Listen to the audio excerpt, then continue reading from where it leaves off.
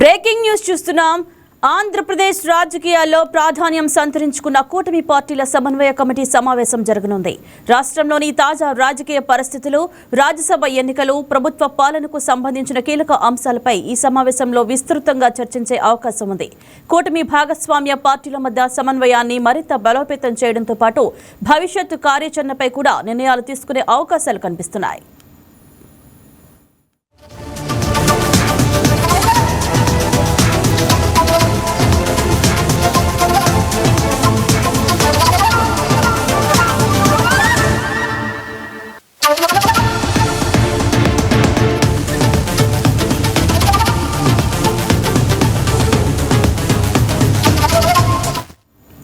ఈ సమావేశంలో ప్రధానంగా ఆంధ్రప్రదేశ్లో జరగనున్న రాజ్యసభ ఎన్నికల అంశం చర్చకు వచ్చే అవకాశం ఉంది. అభ్యర్థుల ఎంపిక, రాజకీయ వ్యూహాలు, కూటమి పార్టీల మధ్య అవగాహన వంటి అంశాలపై నేతలు అభిప్రాయాలు పంచుకునే అవకాశం ఉంది. ఎన్నికల నేపథ్యంలో అనుసరించాల్సిన వ్యూహాలపై కూడా సమగ్ర సమీక్ష జరగనుంది.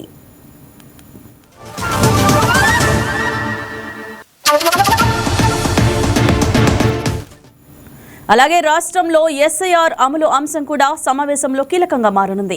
ఈ విధానం అమలుకు సంబంధించి కూటమి పార్టీల అభిప్రాయాలు, ప్రజల్లో ఉన్న స్పందన, భవిష్యత్తు కార్యాచరణ వంటి అంశాలను నాయకత్వం పరిశీలించే అవకాశం ఉంది. విధానం అమలు ప్రక్రియలో ఎదురవుతున్న సవాళ్లు, తీసుకోవాల్సిన చర్యలపై కూడా చర్చ జరగనుందని తెలుస్తోంది. ఇక ఇదే అంశం గురించి మరింత సమాచారం మా ఎగ్జిక్యూటివ్ ఎడిటర్ శ్రీనివాస్ ఫోన్ ద్వారా అందిస్తారు. గుడ్ మార్నింగ్ శ్రీనివాస్, చెప్పండి, కూటమి సమన్వయ కమిటీ సమావేశంలో ప్రధాన ఎజెండా ఏమిటి? Good morning Indraja. ఈరోజు మరికొద్ది సేపట్లో ఆంధ్రప్రదేశ్ కూటమి నేతల సమావేశం జరగబోతుంది. ముఖ్యమంత్రి చంద్రబాబు అధ్యక్షతన జరగబోయే ఈ సమావేశంలో పలు కీలక అంశాల మీద చర్చకు రాబోతున్నాయి. ప్రధానంగా చూసుకుంటే కనుక జూన్ 18న రాజ్యసభ ఎన్నికలు ఉన్నాయి. రాజ్యసభ ఎన్నికలకు సంబంధించి ఆంధ్రప్రదేశ్ లో 4 స్థానాలు ఖాళీ కాబోతున్నాయి. అందులో అన్ని స్థానాలు కూడా కూటమి కైవసం చేసుకోబోతుంది. అయితే దీనికి సంబంధించి పార్టీల్లో చాలా మంది, ఇటు జనసేన కావచ్చు, అదేవిధంగా బీజేపీ కావచ్చు, ఒక్కొక్క స్థానం అడుగుతున్నారు. అయితే దానికి ఏవి అంటే టీడీపీ ఇచ్చేందుకు సిద్ధంగా లేదని మాత్రం ఇక్కడ స్పష్టంగా తెలుస్తుంది. ఎందుకంటే టీడీపీలో పోటీ ఎక్కువగా ఉంది. అదేవిధంగా సంఖ్యాపరంగా చూసుకున్నా సరే టీడీపీకి అవకాశాలు ఎక్కువగా ఉన్నాయి. కాబట్టి ఇక్కడ సమన్వయ లోపం చెందకుండా నాయకులను సమన్వయపరిచే దిశగా ఇక్కడ ఈ సమావేశంలో ప్రధానంగా చర్చించబోతున్నారు.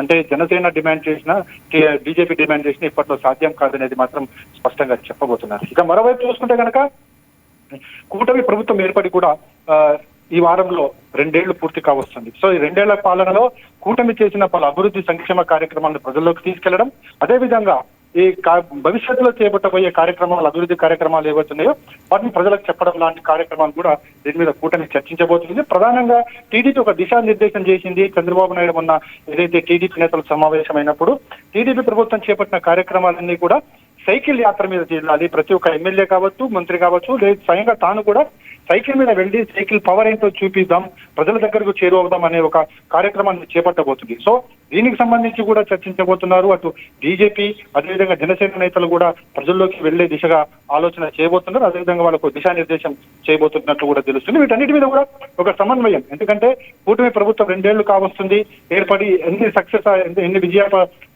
విజయపదంలో ముందుకు పోతుంది. కాబట్టి దీన్ని ప్రజల వద్దకు తీసుకెళ్లాలని చెప్పేసి కూడా ఇక్కడ చర్చించబోతున్నారు. అదేవిధంగా మొన్న సంబంధించి ఏదైతే ఈ ఓట్ల ప్రక్రియకు సంబంధించి దేశవ్యాప్తంగా జరుగుతుందో అది ఆంధ్రప్రదేశ్ లో కూడా జరగబోతుంది. కాబట్టి నాయకులందరూ కూడా, పార్టీకి సంబంధించిన అందరు నాయకులు కూడా, కార్యకర్తలతో సహా ప్రతి ఒక్కరు కూడా ఈ సర్క్ కమిటీకి సంబంధించి వాళ్ళకు ఒక శిక్షణ, అవగాహన కల్పించాలి. తద్వారా ఏవైతే అర్హత ఉన్న ఓట్లన్నీ కూడా ఉండాలి, అదేవిధంగా లేని వాటిని కూడా తొలగించాలని దాని మీద కూడా ఒక చర్చ అయితే జరగబోతుంది. ఇక్కడ కూడా ఒక దిశానిర్దేశం చంద్రబాబు నాయుడు కూటమి నేతలకు చేయబోతున్నారు. ఇక మరోవైపు చూసుకుంటే కనుక రానున్నది ఇక స్థానిక సంస్థల ఎన్నికలు కూడా త్వరలో చేపట్టబోతున్నారని చెప్పేసి కూడా ఊహాగానాలు వస్తున్నాయి. ఈ నేపథ్యంలో కూటమి నేతల్లో సమన్వయం పరచాలి. ఎందుకంటే స్థానిక సంస్థల ఎన్నికల్లో పోటీ అధికంగా ఉంటుంది. ముఖ్యంగా ఇప్పుడు ప్రస్తుత పరిస్థితుల్లో చూస్తున్నాం, ఏదైతే టీడీపీ జనసేనల మధ్య ఏ విధంగా అయితే రగడ జరుగుతుందో, సో ఇలాంటివన్నీ కూడా చెక్ పెట్టి ఏదైతే గత అసెంబ్లీ ఎన్నికల్లో ఏ విధంగా అయితే అందరూ సమన్వయంతో కలిసికట్టుగా ప్రతిపక్ష ఆనాటి జగన్మోహన్ రెడ్డి ప్రభుత్వం ఎలా అరికట్టగలిగామో, నిలువరించగలిగామో, అదే దిశలో ఇప్పుడు కూడా కలిసికట్టుగా పోటీ చేసి స్థానిక సంస్థల ఎన్నికల్లో ఖచ్చితంగా మెజారిటీగా విజయం సాధించగలగాలి అనే దిశలో కూడా చర్చ జరగబోతుంది. ఇందుకు సంబంధించి కూటమి నేతలను ఒప్పించే ప్రయత్నం, అంటే టికెట్లు ఎవరికి ఇచ్చినా సరే స్థానిక సంస్థలకు సంబంధించి అందరూ కలిసికట్టుగా పనిచేయాలనే ఒక డైరెక్షన్ కూడా ఈ సందర్భంగా ఇవ్వబోతున్నారని చెప్పి తెలుస్తుంది.